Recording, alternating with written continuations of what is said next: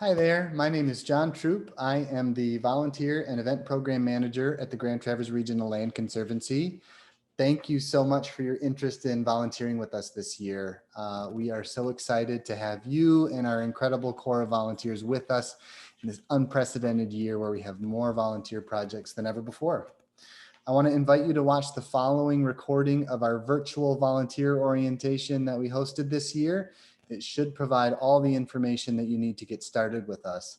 Of course, if you have any questions now or throughout your service as a volunteer, don't hesitate to reach out to me directly. My contact information is posted on the screen at the end of the recording. Thank you and enjoy. So I'm thrilled to show you the volunteer handbook. Most folks will have received this via email already. If you have not, know that I'll be following up with all volunteers with one of these recordings, and I'll share the volunteer handbook again and some other next steps for you to follow. But I wanted to go through a couple of key things here in the handbook. I'm not going to read it all, but the quick history of the way in which we do work is here, of course, amidst some beautiful photos and some nice photos of people doing good work on the land. Our sort of philosophy of volunteer involvement, in that we are a land ethic community, right? We treat each other with respect and care, and we extend that to the plants and birds and rocks and things, right? We talk about our expectations, what we expect from you, and I believe very strongly in these things, what you should be able to expect from us at the Regional Land Conservancy. It's my job that I take very seriously to make sure this is mutually beneficial. And so, of course, there's going to be incredible outcomes for the Conservancy because of your work and your involvement, but I want this to be as enriching to you as it is to us. These values of excellence, leadership, inclusiveness, generosity, teamwork, respect, communication, integrity, and proactivity are the exact same ones that are in our strategic direction. They're the same values that we hold ourselves to as staff members and board members, and our volunteers are very much part of our community once again. A note on reporting, and I'll show you exactly where this is on the website, but there's a link to our volunteer page here. And so when you do any volunteer activity with us, there will either be a paper sign-in form if you're at a small group work day that'll have our COVID protocols and procedures and a health screen form and all of those things in your name. If there's not that, then you would submit all of your hours onto this form that's right on our website. And again, I'll show you where that is. A quick note that reporting is just so beneficial for us in a number of ways.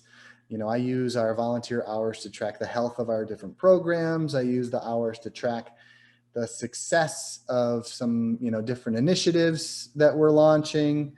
And we are able to use volunteer hours directly as match for public and private funding. So we can attribute a dollar amount to your service, which will enable us to secure more funding, to protect more land, and do more restoration work on our nature preserves. And then my contact information is there. I'll also share this at the end of the PowerPoint slide, but know that you can always reach out to me if you have any questions or if you need to get in contact with anybody else at the Conservancy.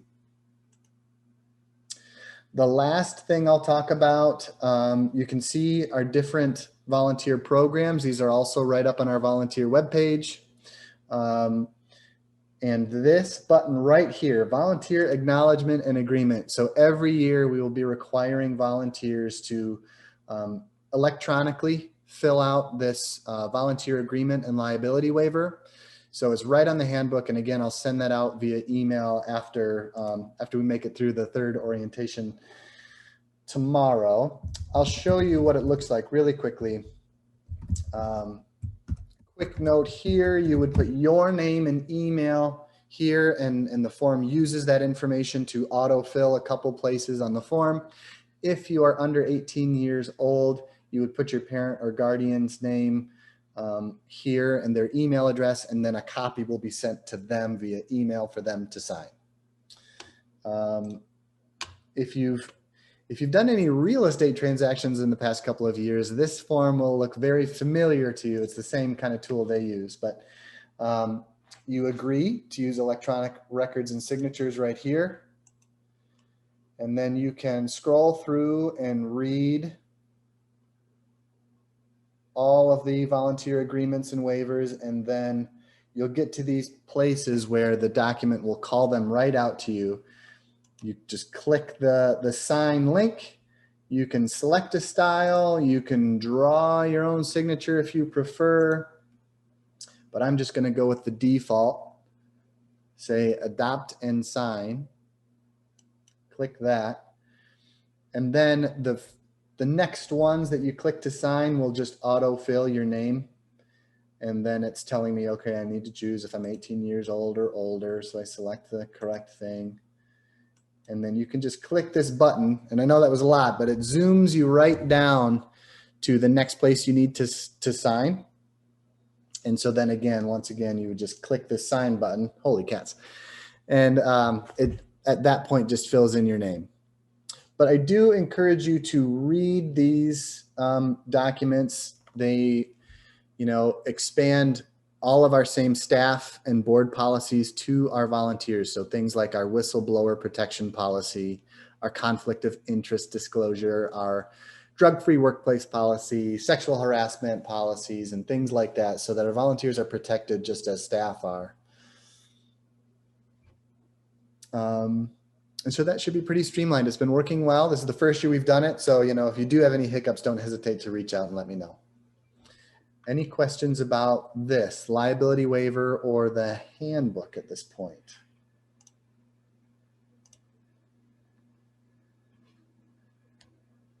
Where can we find links to that document? Yep, I would have sent it in my last sort of all email or all volunteer email a couple of weeks ago, the same one where I sent the sign up call for this orientation. But again, I'll be sending it, Sally, here in the next couple of days. So you've got it sort of at the top of your inbox. And that's helpful to have it repeated so that we can find it. Yep. Thank you. No problem. And I'll show you where this will land too. The goal is for our website folks to place a new sort of button on our volunteer page that'll be volunteer resources. And so it'll be right up on our volunteer webpage as well. With that, I'm going to start talking about our projects for the year. We've got a couple of categories we'll go through. So we've got some new nature preserves we're excited about that will be set to open to the public this year. We have small group work days, and I'll show you how those work. And then we've got a couple of ongoing roles, including preserve stewardship, community science, and our Maple Bay Garden. And so I'll talk about those. First up that I want to talk about is our new Embayment Lakes Nature Preserve. We are so excited to work on this incredible property and get ready to open it to the public later this summer. In the top right panel, you can see sort of the context map where this property is located. Just south of Sleeping Bear Dunes National Lake Shore, spans right between Long Lake and Rush Lake. And yeah, what more can I say? We're thrilled. We'll have a couple of work days. I'll show you where these will land for volunteers to come and join us on the property to do a variety of things, sort of the same things our preserve stewardship staff does. But, when we prepare to open up a property to the public, it's always unique. And so we'll be doing some cleanups, installing some signage, preparing any trail corridors for use so that we can get the public out and enjoying this new place. Hey, John, it's worth mentioning that this is one of the 5 new nature preserves that are part of the campaign for Generation Success Stories. So thanks to everyone who's been involved with that. Thank you, Kate. Yep. The next new property we're set to open this year is the Torch River Ridge Cotanche Family Legacy. So this view is looking at the MDOT scenic sort of turnout or rest stop on M72 between Acme and Kalkaska, looking, I think it's northwest across Skegamog Lake.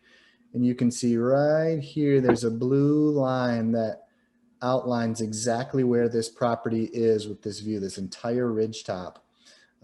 We are thrilled to open this property to the public this year, and volunteers will be joining us regularly on Thursdays, I believe, to do similar things as Embayment Lakes. Get this property ready for the public, quite a bit of trail building and signage installation. And finally, the Mount Minnie property. What a gorgeous photo this is. But this property sits on this isthmus between Little and Big Platte Lakes. And same as the others, the work days for Mount Minnie won't immediately be on the workday calendar that I'll show you in a minute because we don't have a parking lot yet. But once we do, we'll have the opportunity to invite volunteers to join us to do similar things, trail building and signage installation to get this property ready for the public. Questions about any of those 3 new nature preserves? I can't overstate how wildly unprecedented it is for us to be opening 3 new, absolutely incredible nature preserves in 1 year. We opened 2 new last year, and that was insane. But we've got 3 new this year. It's wild. It's exciting.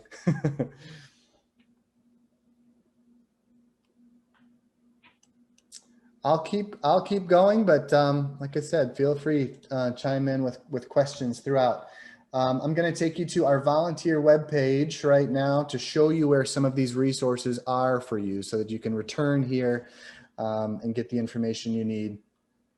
This is our volunteer webpage. You can always get here right in this top navigation bar by clicking volunteer opportunities. The event and shift calendar right here in the middle. I'll click into, and this is where you will see all of our events that we're posting for volunteers only. So I'm going to click into our upcoming tree planting at the Misty Acres Nature Preserve and Spruce Up. But a quick note, there is one relevant for Liz, you near Elk Rapids. The Maplehurst Natural Area is close to you. And then there's also a tree planting at the Upper Manistee Headwaters Preserve this week as well, or next week. So a couple of key features here that I want to share. All of our events this year will have this language at the top. This event is for GTRLC volunteers only. By virtue of you being here, you've signed up, you are GTRLC volunteers. This language exists for other folks who may just be perusing our website, wanting to get involved, and as a notification that you should be signing up to volunteer with us first.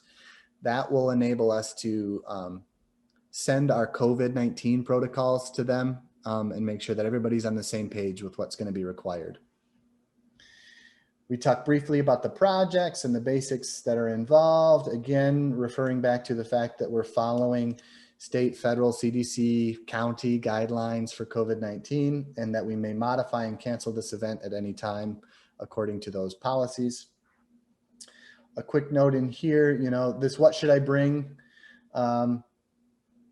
I would definitely suggest bringing all of these things, and we require people to bring their face mask. If you don't have one, we will have some on hand for you to use.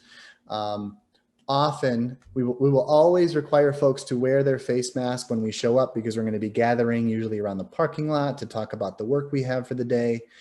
But then, our work is usually, invasive species removal or trail building where we're swinging tools, and we've got to maintain 6 feet of physical distance anyways for safety. And so often when we get to work, we can take our masks off so that we can breathe a little easier because some of it's hard work.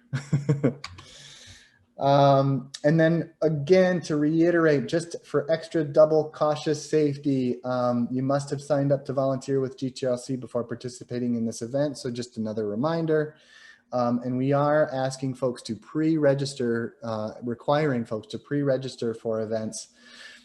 We have set thoughtful capacity maximums for each event according to the amount of space we have to physically distance, the number of tools we have, and sometimes just truly the amount of work we have available for this particular task. So once they're full, but we have lots of opportunities throughout the season. We are asking folks, if at all possible, to register 2 days prior to each event to allow us that time to plan and get the appropriate amount of tools in place. And our system is fancy, but not that fancy. So if you need to cancel, you just let me know by email. That's all it works. That's how it works. Any questions about sort of the nuts and bolts of how the work days are run? I do have one question. It's not necessarily about how the work days are run. Yeah. It's for these things on the calendar. Are there like do they give you locations like specifically? Addresses. Perfect question, because I forgot to mention that. So you'll notice here, usually we would have a directions link on there, and I'll show you how it looks on. So here, starting in May, we've got our weekly recurring trail building work days. So for the Northeast region, what we say is that our meeting place will vary week by week, which will probably be true even for the places that are on one particular nature preserve. So for a couple of reasons, we will be sending the specific meeting location to registered participants at least the day before the event, which is another reason we're asking for folks to pre-register 2 days before. Again, it enables us to sort of move around as necessary, because even if we're building trails, say at the Lower Woodcock Lake Nature Preserve, we may be meeting at the parking lot one day, and we may be meeting at, the southern end of the property the next, based on where our trail building is happening. And it's another sort of safety precaution to make sure that folks aren't just kind of showing up without masks and without understanding what our safety protocols and procedures are.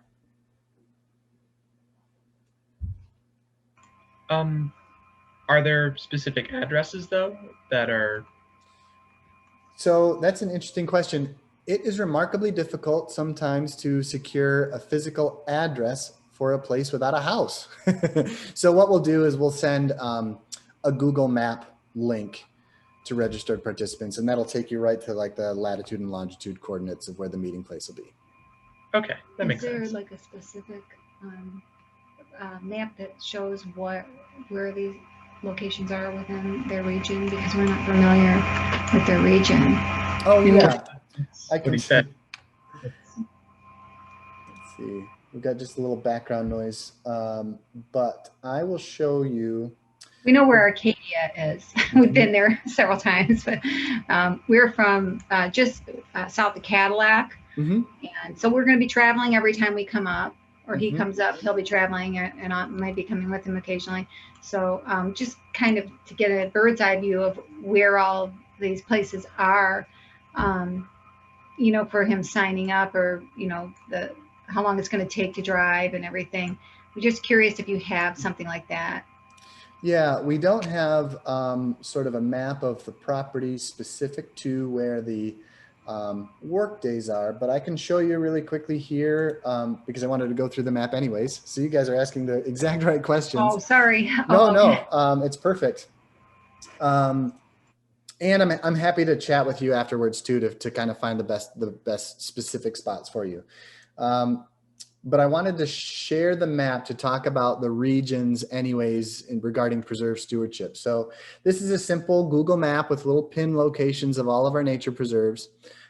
We are in the Southwest region orientation here.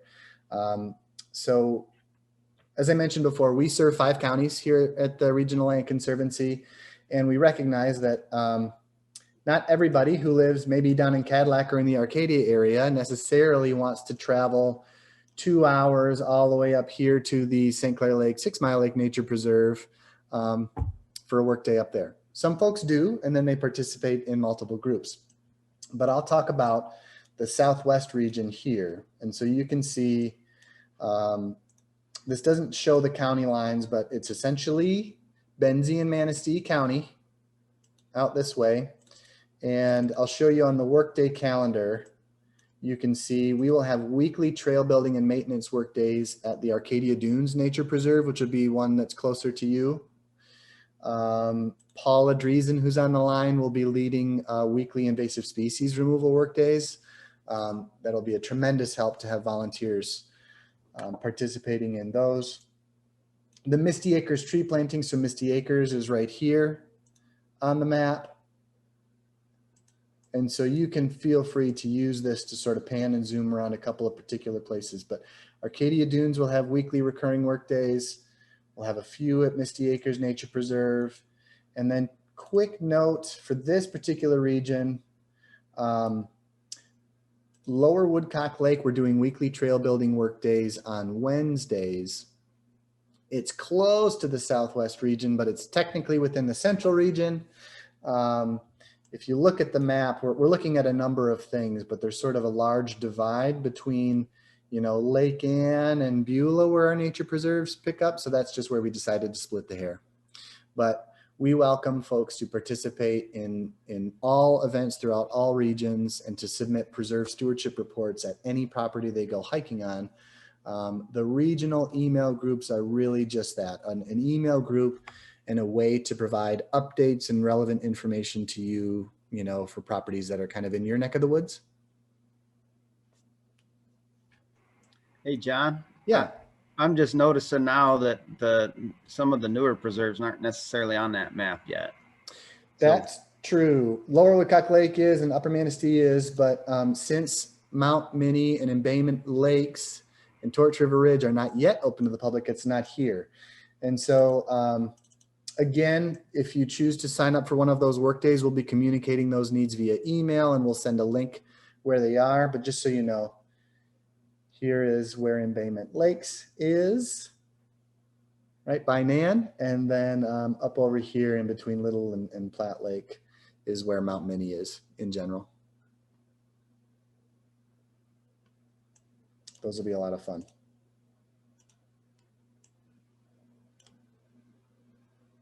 And then over here, just for your information, the central region is essentially Grand Traverse County. We've split the hair here so that Maple Bay and Yuba and Wintergreen Woods are included in the northeast region up by you, Liz, so that we recognize many of our volunteers for these properties here, although they're technically in Grand Traverse County.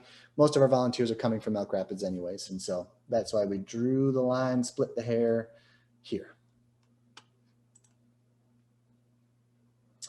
I'm going to pan back to our volunteer page, show you a couple things. This link right here, submit a report and hours, featuring Kyla, although you can only see half of her face. She's on the line. This is where you'll go to submit any hours if you're not filling out a physical paper form during a small group workday. So if you're out doing a preserve stewardship visit or doing some work on your own, you would submit your hours via this form. They go into a spreadsheet like Paula mentioned, and we monitor these responses. A couple of categories here, should be pretty straightforward to follow. That's not what I want. And the last thing I want to talk about on this particular page is that you can always click into our individual volunteer programs to learn a little bit more about how they work and what's involved. It's kind of a pseudo job description. And one new thing this spring, I'm so thrilled to announce, we have a couple of training videos. Paula did a fantastic training video walking you through a preserve stewardship visit. And so I would encourage everybody to watch this. And similarly, we have training videos on the trail building and maintenance page. So, you know, I've done a little bit of trail building work at the Conservancy, and there's more to it than I would have initially anticipated. And so it's really helpful to watch these training videos that are on the bottom of the page to see what goes into it. And then, of course, we provide sort of on-the-job training through our workday leaders on every weekly workday event. Tell me again how you got to that page. Yeah. How we get to that page. So this page right here is our volunteer page right on our website. So again, Okay. the sort of only option on the volunteer okay. drop down. And then it's right on the main page, the different sort of cards for each program. Okay.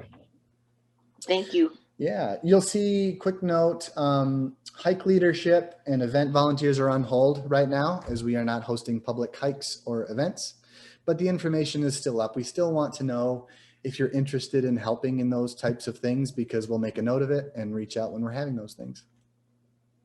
John, I have a question. Yeah. Are there physical requirements listed in the various descriptions? We list, okay, so qualifications, I mean, it's pretty lightweight. I'll talk a little bit more about this. Ability to perform strenuous labor for 2 hours at a time. What does strenuous mean? It's a little bit nebulous. And then also in the workday descriptions, we describe the work a little bit and say that, you know, we'll be hiking maybe up to 4 miles as part of this workday and swinging some tools. That said, please don't hesitate to reach out if you have questions about anything, because often, even when we're trail building, it can be really very hard, even for people who do this all the time. But some of the first steps of trail building is simply, you know, brushing the sticks away from the trail corridor, trimming back some of the branches and raking some leaves to prepare the bed. So often we always try to have a variety of tasks that are suitable for folks of all abilities. Not always, so it's good to reach out and ask, but we do work to have a variety of things available. And reach out to you then? Reach out to me. You know, if you get familiar with who your project leader is, as I know, like Jake, who's on the line, will be regularly present at the Lower Woodcock Lake Trail Work Days. But yes, I would say reach out to me, and I can route your questions the correct place. Okay, thank you. Yeah, you're welcome. But another thing, everybody, that I think has been really helpful, and we talked about at one of our last volunteer planning sessions, was just to reach out if you're new and you're trying to learn, you know, reach out to somebody that's present at the workday and has done the work before, and just kind of work along with them the first few times to really get an idea of and start to feel more comfortable with the standards that we have for trail building, or, you know, identifying invasive species, that sort of thing. So I think it's really helpful to kind of tag along to somebody that's been doing it for a while. That's a good point, Jake. And that's kind of a new thing we'll do this year when we're starting the work days, like we did this morning. We'll ask folks if they're new to trail building or if they've been doing it for a while, and then that'll be easier to sort of match you up with somebody who's experienced. John, can you talk a little bit about preserve steward responsibilities and how many for each? You know, how do you get coordinated to be a preserve steward? Yep, that's a perfect question. We should just go right into that. So I'll go back to our map. So preserve stewardship, the long and short of it is that, well, you can see the dots on the map and the incredible volume of projects we have. And so now we completely rely on volunteers to be our eyes on the ground on our nature preserves. And so at its core, preserve stewardship is volunteers go hiking on any of our nature preserves and submit a report via that form I showed you a little bit earlier on the condition of the signs, the parking area, the trail corridor, so on and so forth. Paula's video takes you right through everything that you should be looking for and submitting in your report. So if you like to go hiking and you don't mind taking 2 minutes to tell us how it was, even if you hike somewhere and say everything was beautiful, like Paula mentioned, she is watching this spreadsheet of responses and she'll check off. So say, Richard, you go hiking at Greenpoint. She'll check it off the list and say, okay, Richard reported Greenpoint's all clear. We don't need to worry about it until next week. And so that's its core level, is hiking and submitting a report, letting us know how it was. Often volunteers will choose to stick some hand pruners or a folding saw in their back pocket. And then while they hike, we'll trim back the raspberries and other things that end up growing into the trail corridor throughout the summer season. That is up to you individually if you want to do that, or if you just want to submit a report. And finally, Paula will share a spreadsheet. Maybe she knows what's left, but she keeps a table of people that are signed up to do a more more thorough spruce up, so to speak, of the parking areas and the trail corridors of each nature preserve about once a month. So our volunteers often keep up with, the summer growth of things throughout the season, but we found it very valuable once a month to go through as a concerted effort and really, brush the trail corridor back to our standards. Great, thanks very much. Yeah. It's a little strange sometimes because it feels like you're just, hiking and submitting a report and is that really volunteer hours? But it is incredibly helpful for us. We have, like I said, 37 nature preserves. It translates into a little over 10,000 acres of land that we directly manage as the Conservancy. And we've built and helped to build over 100 miles of trail in our 5-county service area. And Jake, I know as much as we would love to just go hiking and maintaining the trails all day, we just don't get to as staff. So we do rely on volunteers. Any questions about preserve stewardship? When you sign up for stewardship, is it like a event by event basis, or is it for like the entire season? Good question. Preserve stewardship, folks often sign up for the entire season, and it's done on your schedule. So truthfully, anytime you go hiking anywhere and submit a report, that's extremely valuable for us. And then, like I said, often there's the ability, if you wanted to sign up, say for a section of Arcadia Dunes or something like that, then you would sign up to take on the maintenance of that particular parking lot or trail corridor for the season. How long is the season exactly? Oh, good question. The season, sorry. We use these insidery terms. I would say the season is just starting now. And then we'll run through about, early November. Things will slow down October, November.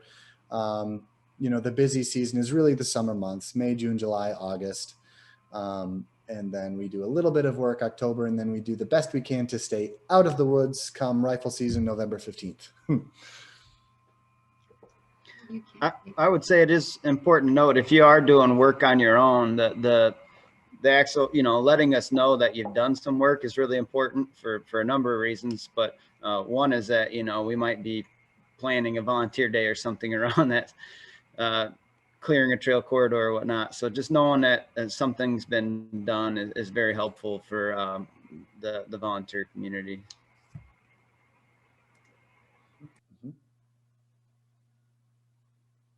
Very good. I'm going to move into community science. I'm really excited for our new effort in community science this year. But if you got more questions, as always, please keep them coming my way. Okay. Oh, I can't see my tabs because my Zoom video is in my way. Here we go. Okay. So this is our Inaturalist page at the Regional Land Conservancy, and we are thrilled to be launching a new effort in community science. So the Conservancy has relied on community science and observations from hobbyists throughout our existence as an organization. One of the best examples is the protection of the dry hill grassland right by Sylvia. It was not on our radar, so to speak, to protect those 450 acres of nesting migratory bird habitat until our volunteers and our partners at the Audubon clubs noted that grasshopper sparrows were using these old fallow fields. And because of that observation made by truly volunteers, it elevated the status of that property and the importance of its protection. And so now we have over 450 acres of nesting migratory bird habitat because of this new knowledge. And we've been the beneficiary of this kind of, of hobbyists and everybody just spending their time on our nature preserves and submitting their observations. And so we're making a big effort to expand public use and public engagement with science through some of these platforms. One of the big ones is Inaturalist. We'll have some training available coming shortly, and iNaturalist has been around a while. There's lots of useful videos and help documents available on how to use the platform, but essentially it's an app on your phone, and it's designed for experts and beginners alike. So anytime you make an observation on a conservancy nature preserve and you attach a photo, which is sort of the standard operation, that observation gets logged into our project. And you can see we're just getting started here, but throughout history, here are already the observations that are being made on our nature preserves. I can click into, Arcadia Dunes and show some of the recent observations, so you can get an idea of what folks are seeing in recent history. It's a really cool platform. So you take a photo. If you're not an expert, you submit the photo, and then other folks sort of chime in, and they tell you if they think you're right or you're wrong, or if they offer a different suggestion for what it might be. It's a nice, fun way to build your plant and animal identification skills. And folks are not bashful to let you know if they think you're wrong. But this is a really powerful tool for us to understand what's out there on our nature preserves, and to give us a live shot of what species and the wildlife and the flora and fauna that are using our nature preserves, that go directly into helping us manage these places better. So the long and short of it is, if you start using iNaturalist, there's more training to come on our nature preserves. That data flows directly into these projects per nature preserve, and that information goes directly into helping us manage these places according to what kind of critters and wildflowers are out there. Similarly, Ebird is a really powerful tool for birders to catalog bird observations. And so very soon, almost all of our nature preserves are already listed as what's called hotspots. I just went to ebird.org and clicked on their hotspots link. So if you are interested in birding on our nature preserves, you can see the incredible amount of hotspots that there are throughout Michigan. And very soon, all of our nature preserves will be a hotspot. And so anytime you make an observation on that hotspot, the same thing. We get to see that observation. We get the benefit of knowing exactly which bird species are utilizing our nature preserves. The poster child for us is the Arcadia Marsh. We know, because of eBirders and volunteers, that 252 species of birds have been found at the Arcadia Marsh, which is an incredible number. Truly one of the premier spots for birding observations in the state of Michigan, certainly in our neck of the woods. And we know all of this because of the volunteers and the hobbyists that use eBird and submit their observations to the hotspot for the Arcadia Marsh.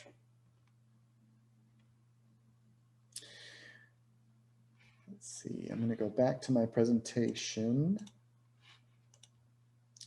You can see here, we've got a few folks looking at a tray of some wet stuff. So we did an all aquatic citizen science day at the Upper Manistee Headwaters Preserve. So we are also going to be involved with the Watershed Center's biotic index mapping. So we'll be monitoring streams for their water quality to show the impact of our work on improving water quality. And we've got a few other things coming down the pipeline, including beach cleanups. So we are helping the Watershed Center and other folks monitor the amount of beach litter and the type of beach litter. And so that's going to be an ongoing effort. Anytime you go walking the beaches and you're picking up litter, there's a nice little app that you can use to log all of your observations. So more details on both of those programs to come. If you're interested in learning more about our specific priorities for community science, please let me know either in the chat or just send me an email afterwards. And what I'm doing right now is collecting sort of an email list of folks, and we'll share what our upcoming priorities and needs are for community science. Any questions about those programs or projects? All right. Moving right along, we have some remote office opportunities as well. We are not in the office, as you can see, but we do have some standard data entry that is so important, you know, for data integrity purposes and getting the work done. And a very specific need coming right up. We have what we would usually call gratitude gatherings. And so we're getting ready to send our spring appeal for support. And inevitably donations will roll in, thankfully, to the Conservancy. And we bring volunteers into the fold, so to speak, to help us share our appreciation for those donations by handwriting thank you notes. As someone who's done this quite a lot myself, I love doing it for personal reasons. I find taking 20 to 30 minutes out of my day to focus on gratitude and share my appreciation for other folks choosing to support this work. I find that is really beneficial for my mental health and wellness and well-being. And it's just a really nice way to extend the Conservancy's value of gratitude to all of our supporters. Kate, you know, has seen many of the impacts of this work, but we hear from so many folks after we send these notes that this is the first time they've received a handwritten note from a nonprofit that they've chosen to support, and that it's so impactful on their decisions, and they just appreciate the appreciation. And so if you're interested in spending some time and sharing gratitude for people who choose to support this work, we can use your help here as well.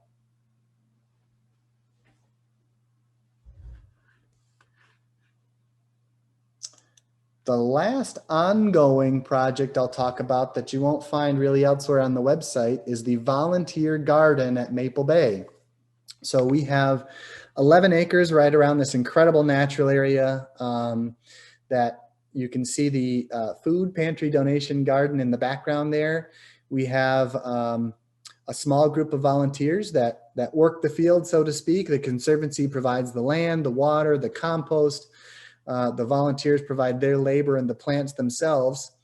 And we work together to showcase sustainable agriculture practices to young folks who may not even understand where their food comes from, to folks who want to maybe begin a career in farming or start their own garden plot in their backyard. And we donate at least 75% of what's grown in the garden to local food pantries. We've partnered with Food Rescue of Northwest Michigan. They do pickups weekly to give this fresh, organically grown produce to local food pantries. And it's just a really great community of folks working and learning together to grow produce here in Northern Michigan. Last year, we donated 540 pounds to local pantries. And despite only requiring at the time 50% of your food to be donated, we ended up, the volunteers just decided to donate 90 to 95% of what they grew to local food pantries. So it's a great cause, a great way that the Conservancy's mission can be used to support the community itself.